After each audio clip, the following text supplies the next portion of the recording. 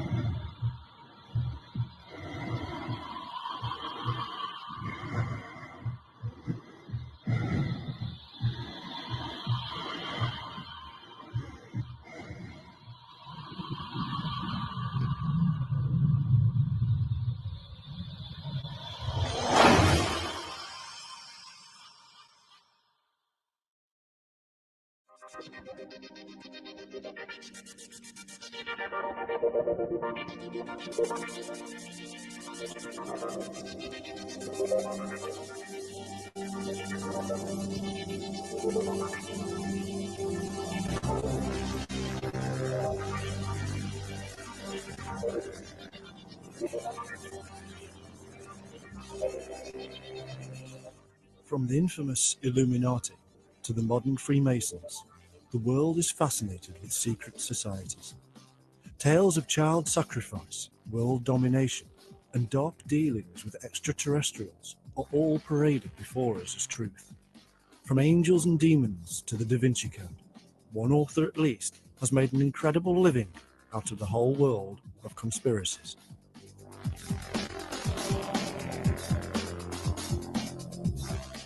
The New World Order, famously penned by the science fiction writer H.G. Wells, has become a reality in the minds of millions, and today its leaders are even believed by some to be reptilian shapeshifters.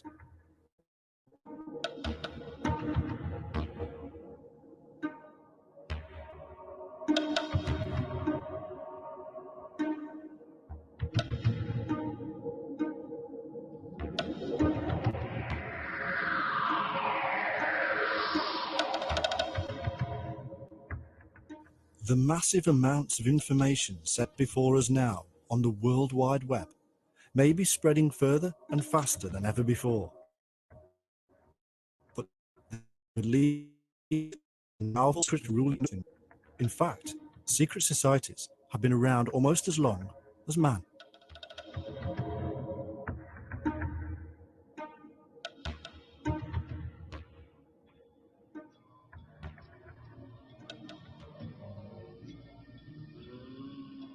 The early Christians, for instance, were a secretive cult themselves, undermining the governments of church and state.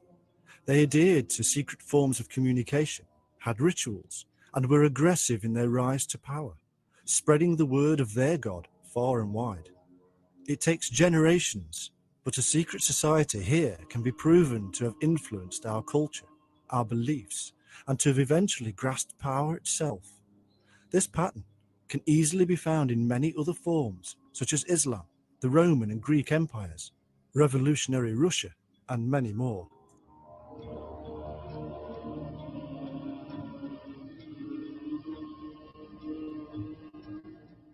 In order for us to comprehend nature, we have to stand back from history, religion, and political beliefs.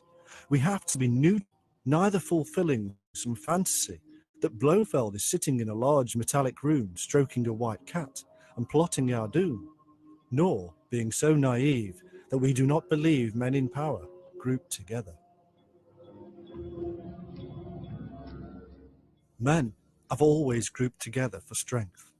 It is an evolutionary device and a powerful energy within us.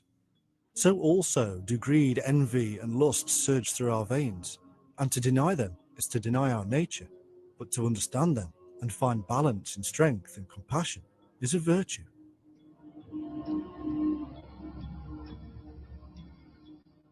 One of the most confusing elements for any researcher coming to the world of secret societies afresh is the dualism they discover. On the one hand, the researcher will uncover ancient esoteric teaching passed on from one to another for generations. On the face of it, this teaching appears worthy and holds great psychological and spiritual truths. But then we also find that these secret societies have also been implicated in some bloody and awful periods in human history. We appear to have found a paradox, and splits then occur, not just within the societies themselves, but in those researching them.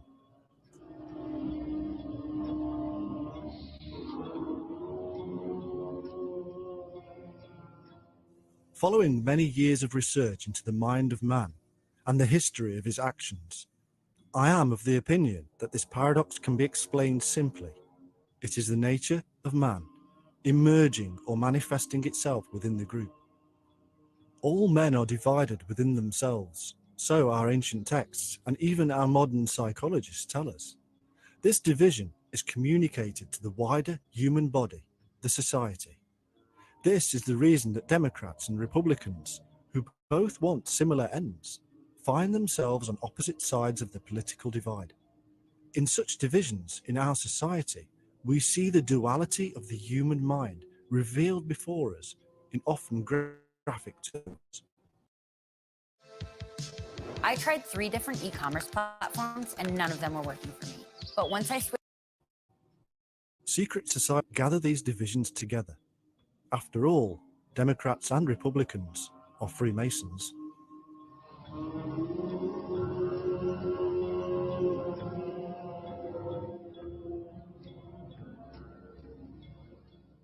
Secret societies are no different to any other group in our world. They have a hierarchy of control. They have community-spirited events and rituals. They hold a series of belief systems, just as any religion or political party. But the big difference is that they keep their hierarchy, events, rituals, and belief systems a secret.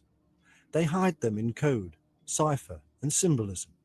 And it has been this way for millennia, for it is also a part of our nature.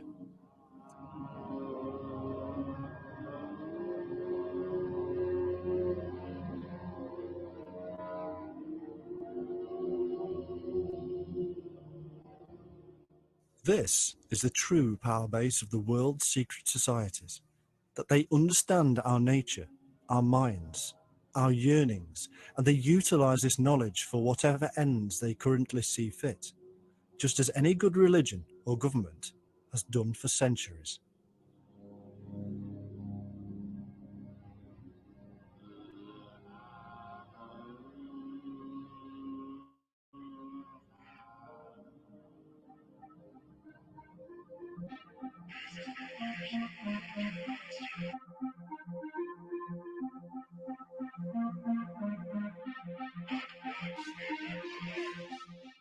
Such knowledge has been handed down within the group ever since it was discovered, but other forms of knowledge were also passed along. The wisdom of the stars has found a life outside of the groups as astrology, and yet this was originally the knowledge of navigation, time, and measurement. Such knowledge was immensely powerful for millennia and a closely guarded secret.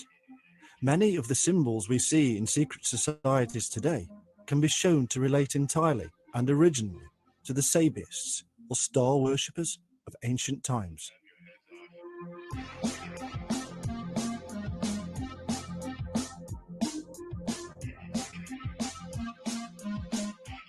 It was the stars and planets that guided them safely to wherever they needed to go.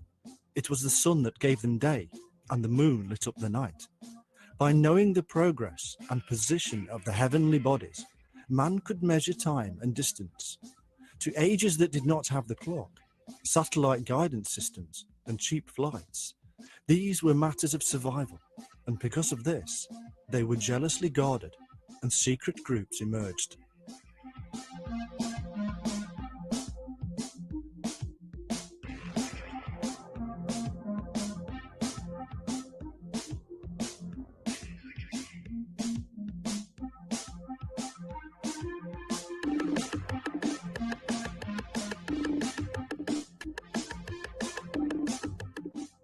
A device was needed for man to measure, and he ingeniously developed many things.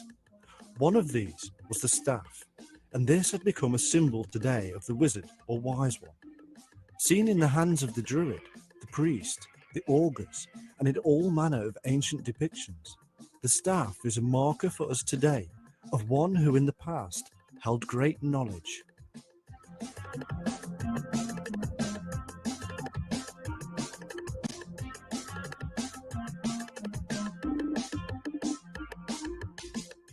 Such knowledge was in the hands of those who researched it, discussed it, and tested it.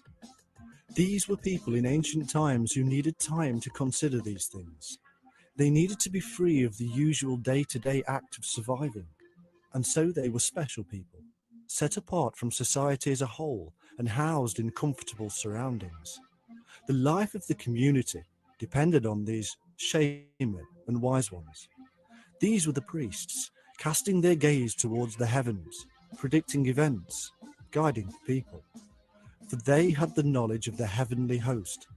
They communicated with the messengers of the gods, the angels, or even our ancestors.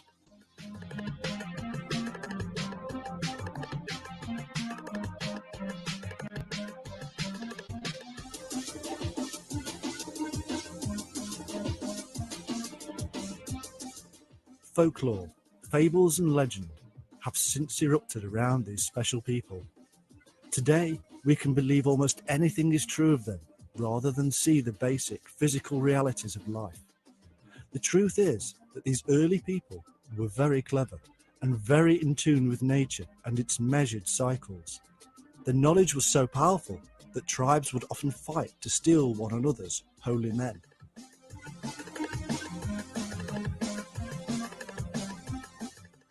And so we see emerge from the mists of time another strand of mighty men. These men were essential for the progress of the great knowledge, for they were responsible for protecting the thinkers.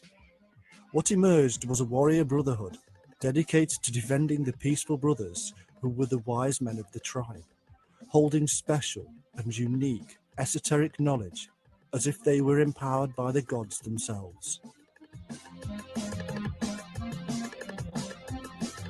If I could give you a highly profitable, semi-automated online store in only 21 days, would you? Yet again, around the brotherhood would wind the serpentine spiral of symbolism, which in later years would hide their true purpose. The eventual knowledge of these groups would be deemed sacred and protected. Whether it was practical methods of survival, navigation, measurement, or psychological and spiritual inner wisdom, it would become the ground plan for future secret societies, and as populations grew, it would bestow great power and danger upon them.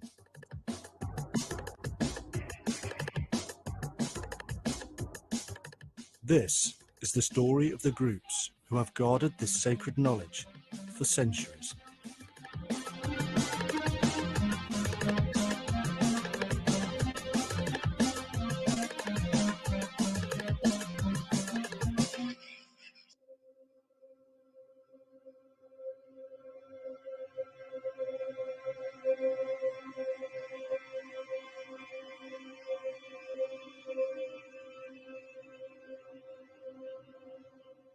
From ancient times, there have been tribal priests and warrior elites to protect them and the people in general.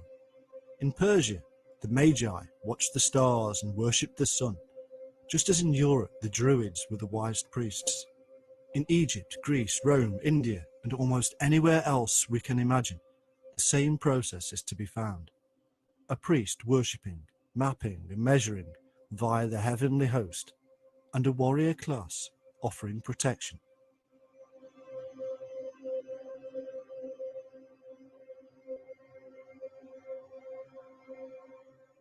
There is nothing secret in this system. It has been in existence for an awfully long time, but it is secretive. The priesthood enacted strange and powerful rituals that were strange and peculiar because nobody else was allowed to understand what they were doing. Garbed in myriad symbols, the holy men and women were magical walking talismans, building and maintaining massive power bases. As their strength grew, so too did their warrior brethren, and as time moved on, their symbols became more and more obscure.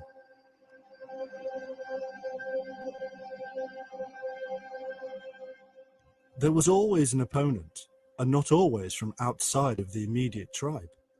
The main adversary was often the king or queen, who throughout time, from Akhenaten to Henry VIII, have done battle with the priesthood. The royal claimed divine power in the name of God, and yet the priesthood were the voice of God. Somehow they had to work in unison, and around them grew intermediaries. These were very much like our modern-day civil servants, running to and fro between departments.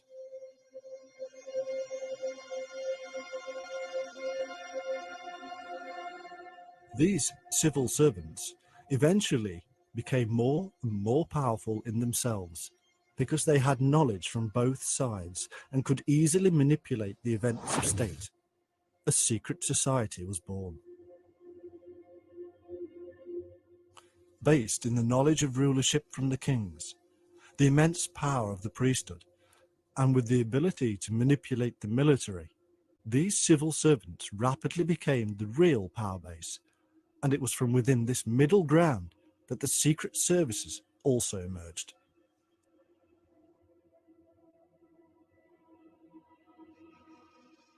Gods came and went. Kings and lineages died out.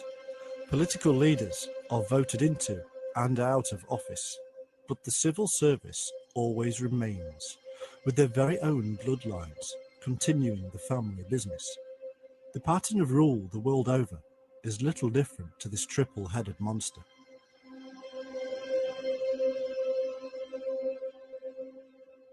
We have a leadership which from the earliest times was based on the royal dynasties, but in modern times has become more secular and politically based.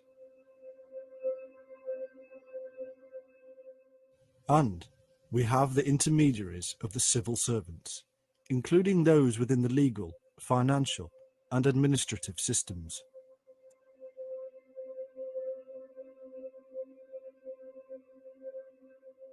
Somehow, all of these elements had to work together.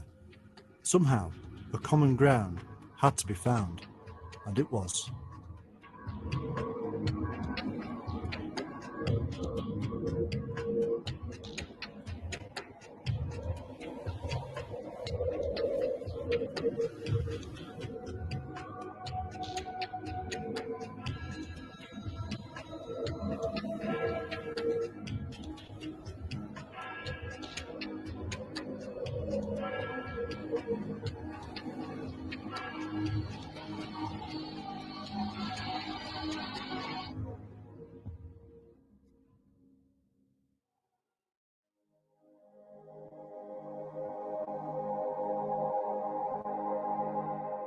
We saw earlier how the origins of many of the symbols found within the world of secret societies originated from Sabianism or star worship.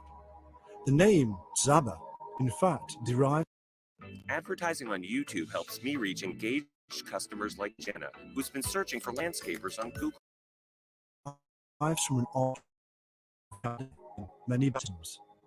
They worshipped the pole star as the creative principle, which they called IAO, a device later to be found within Christianity, and according to Freemason, secret society expert, and self-proclaimed Antichrist, Aleister Crowley, also means Isis or nature, ruined by Apophis and resurrected by Osiris. A claim with no basis whatsoever, but utilised by Crowley as self-propaganda, making him appear highly knowledgeable.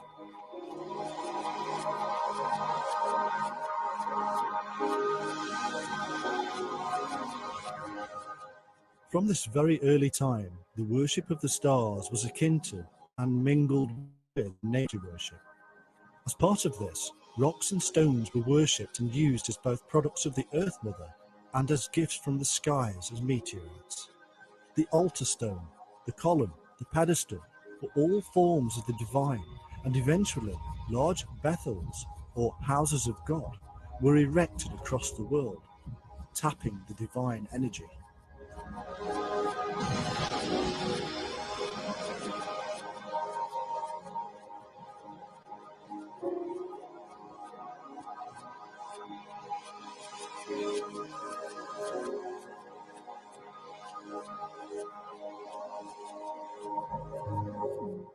Chaldea, Asia, Egypt, Africa, Greece and Europe were all utilized in this massive and ancient construct of the divine energy.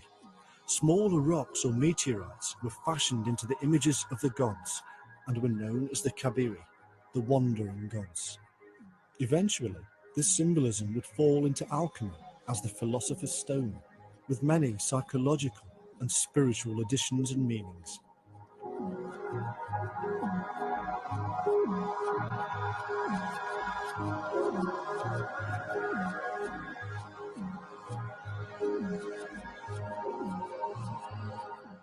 All these gods were in truth representations of the god of light, known from the Egyptian priest to the Druid, and which later became Lucifer, the fallen meteoric angel of light himself. They numbered 7 like the planets Saturn, Jupiter, Mars, the Sun, Venus, Mercury, and the Moon, a number which also related to the number of colours which make up white, the colour of purity. Little wonder that the number 7 should become immensely important to later adherents of the arcane.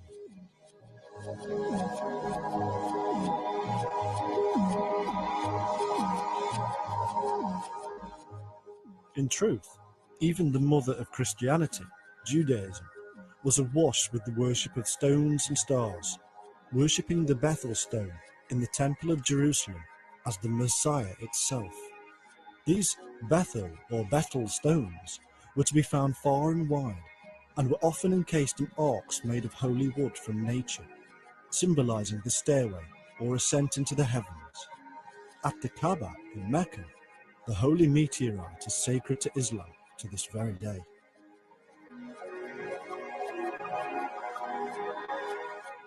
The spread of Sabiism was so successful that traces of it can still be found within modern secret orders. In the Martinist order and the Rosicrucians, certain grades are still known as Elohim Sabaoth, the deity who is invoked and adored.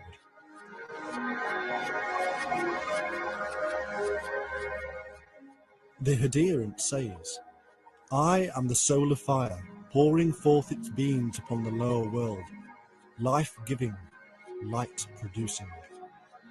In fact, in their magical ceremonies, all modern secret occult orders are said to awaken and reawaken powers by means of invoking planetary and elemental spirits using potent divine and secret names.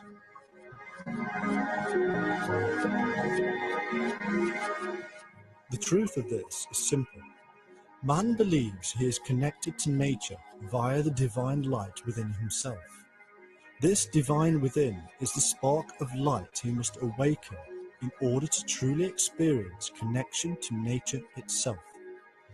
Over the course of time, the mind-bending altered states of consciousness required to raise this energy were employed and kept strictly secret.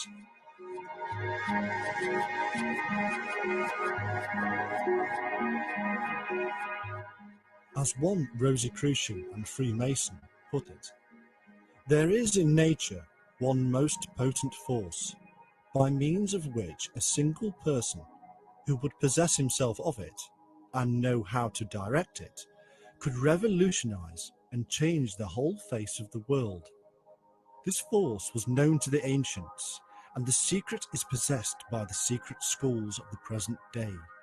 It is a universal agent, whose supreme law is equilibrium, and whereby, if science can but learn how to control it, it will be possible to send a thought in an instant around the world, to heal or slay at a distance, to give our words universal success, and to make them reverberate everywhere."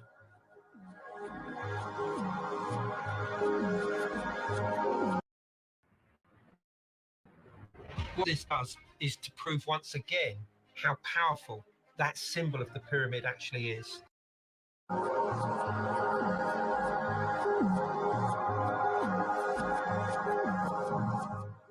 This kind of mystical language speaks of power unknown by most ordinary people. It has been used and abused to entice people into the fold and to control them for millennia. The physical actions required to attain this so-called special power revealed simple hallucination and drug-induced trance states, not physical and scientifically provable natural phenomena. It is a control of the mind, and subtle suggestion to the initiate reinforces beliefs in hidden secret Tibetan masters or great white brotherhoods.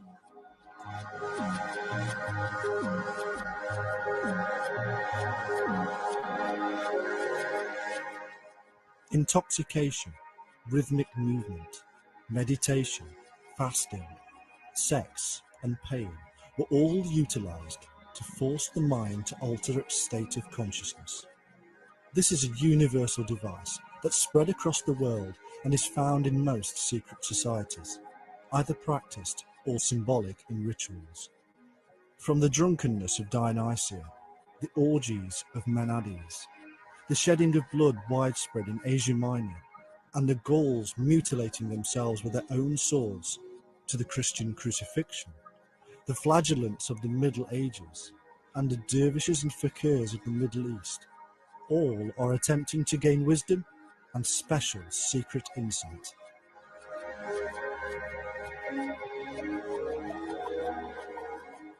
It seems that nobody was free of this mystical mind-bending attempt to become one with God. Even Gnostic sects mirrored their Sufi Islamic counterparts and participated in self-abuse. If such practices are still prevalent within secret societies, and they are, then there is little wonder that they are kept secret.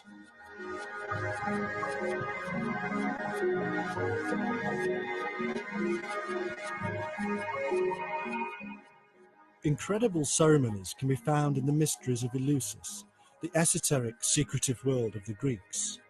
In fact, these secretive ceremonies originally derived from ancient Egypt, predating 1500 BC.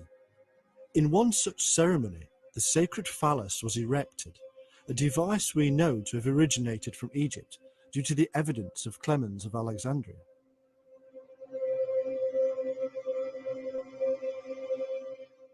The phallus represented the virile part of Osiris, which was cast into the Nile by Typhon, and to which Isis ordered sacrifices and offerings. It is in fact the IAO, or creative principle, worshipped from the very beginning by the Sabaists, pointing upright to the pole star and hence perfect balance. The phallus was a stone, seen in India as the Shiva Linga, or stone of Shiva. It was yet another representation of the stone of the philosophers, to rise again like the phoenix of the alchemists. Shiva, Osiris, or whatever we humans call it, we are in fact still talking about nature and the fallen heavenly light.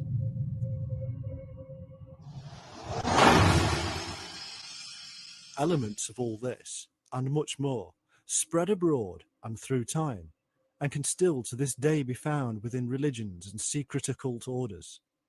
To go through them all would take forever, but what we have found so far can be broken down simply.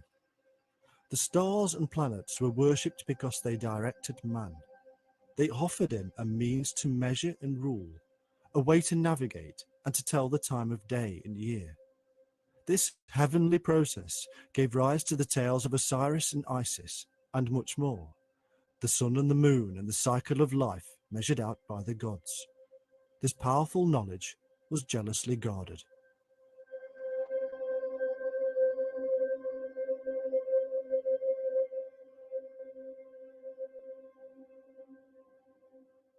To participate with these deities, to communicate with them, man developed a means of altering his state of consciousness and believed he was truly one with God. These processes were related to the heavenly host, which guided his way.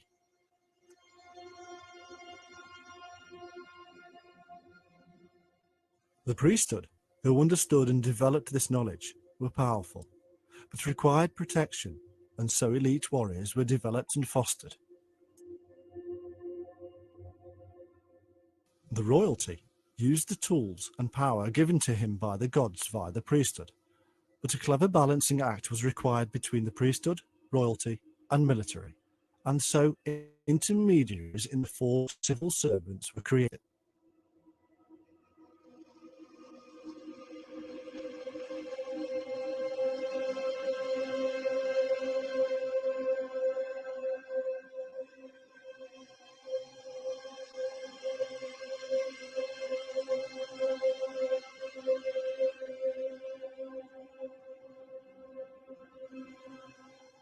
These civil servants now had all the knowledge of the kings and priests and could manipulate the military. The historical stage was set for a series of plays that would often end in bloodshed and revolution. It was led Showing up on the first page of Google might not be the best for everyone. by an underground stream that crossed the outward religions of state.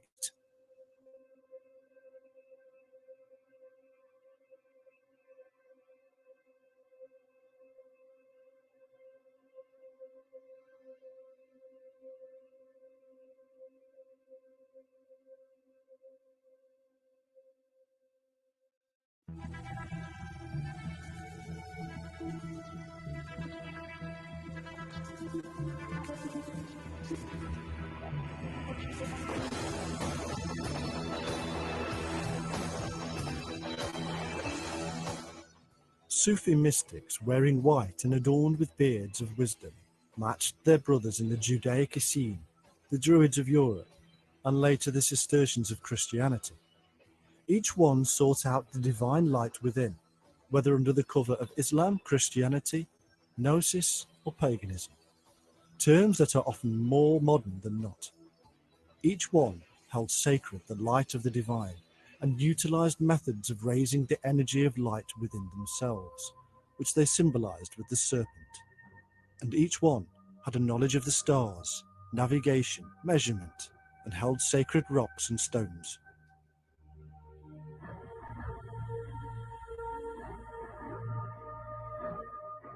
The Sufis had their warrior brethren, known as the Ishmaelites, and fostered a series of degrees.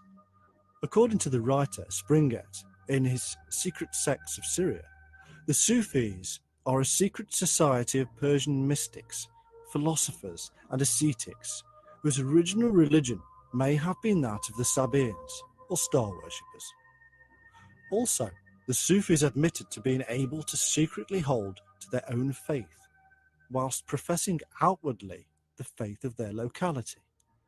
Their initiation involved spending 40 days and nights in the wilderness to connect to the divine and become part of it, something mirrored with the Essene or Gnostics.